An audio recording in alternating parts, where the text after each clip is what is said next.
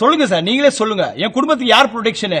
செத்து போயிட்டா ஒரு மலர் மலையை வச்சுட்டு ஒரு அப்படியே போயிடுவீங்க, ஒரு கண்ணீரை விட்டுட்டு போயிடுவீங்க அதிகாரிகள். அதுதான் சார் இன்னைக்கு நடக்குது.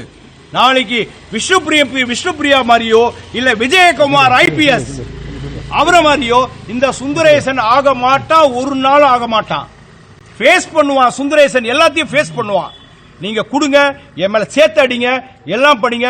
நாளைக்கு நான் இங்க இருந்தா என் உயிருக்கே ஆபத்து, என் உயிருக்கு ரொம்ப ஆபத்துங்க சார். நான் என்ன சொல்ல வரேன் சார், தயவு செய்து சார், இது வந்து நீதியரசர்கள், இத பார்த்துக்கிட்டு இருக்கிற கண்ணியமிக்க பொதுமக்கள் அனைவருமே வந்து எனக்காக இவ்வளவு சப்போர்ட் பண்றீங்க. நான் பார்த்துட்டு இருக்கேன், நான் பேஸ்புக் அது இது எல்லாம் பண்றீங்க.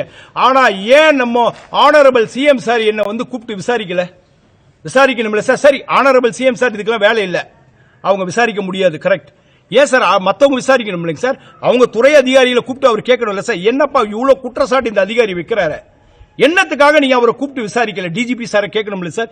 ஏன் சார் என்னை கூப்பிட்டு கேட்கல சார்? DGP சார் தங்கமானவருங்க சார், திரு Shankar Jiwal IPS, the one of the best officer, the one of the best officer. அவர் ஏன் சார் மௌனமா இருக்கிறாரு? he knows about me. அவரால எதுவுமே பண்ண முடியாம இருக்காருங்க சார். என்னால என்ன பண்ண முடியும்னு இருக்காருங்க சார். என்ன சார் பண்ண முடியும் சொல்லுங்க சார்? யார் சார் இதுக்கெல்லாம் நீதி கொடுக்கிறது? அதனால மாநில மனித உரிமை ஆணையம், state national NHRC national human rights commission, நீதியரசர்கள் சுயமூட்டவா எடுத்து எனக்கு ஒரு நீதி வழங்கணும். என்னுடைய உயிருக்கு உத்தரவாதம் இல்லை, இங்க நான் பதிவு பண்றேன். இப்போ என் உயிருக்கு உத்தரவாதம் இல்லை, இப்பயே நீங்க கூப்பிட்டு விசாரிக்கலனா நான் என்ன பண்றதுன்னே தெரியும் சார்.